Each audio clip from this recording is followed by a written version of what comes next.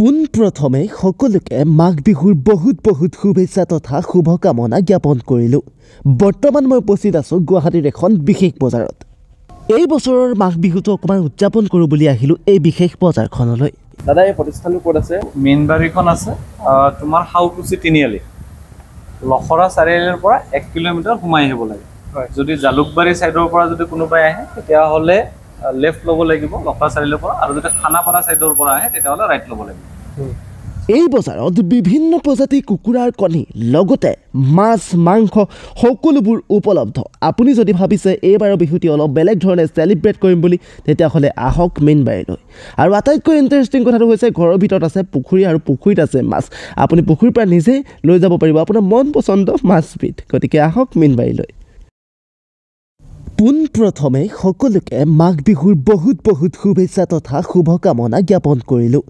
বৰ্তমান মই উপস্থিত আছোঁ গুৱাহাটীৰ এখন বিশেষ বজাৰত। এই বছৰৰ মাঘ বিহুটো অকণমান উদযাপন কৰোঁ বুলি আহিলোঁ এই বিশেষ বজাৰখনলৈ।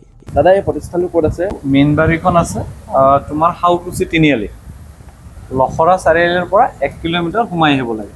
যদি জালুকবাৰী ছাইডৰ পৰা যদি কোনোবাই আহে তেতিয়াহ'লে লেফ্ট ল'ব লাগিব লখৰা চাৰিআলিৰ পৰা, আৰু যদি খানাপাৰা ছাইডৰ পৰা আহে তেতিয়াহ'লে ৰাইট ল'ব লাগিব। এই বজাৰত বিভিন্ন প্ৰজাতিৰ কুকুৰাৰ কণী লগতে মাছ মাংস সকলোবোৰ উপলব্ধ।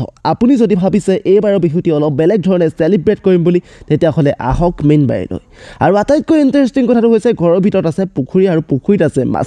আপুনি পুখুৰীৰ পৰা নিজেই লৈ যাব পাৰিব আপোনাৰ মন পচন্দ মাছবিধ। গতিকে আহক মেইন বাৰীলৈ।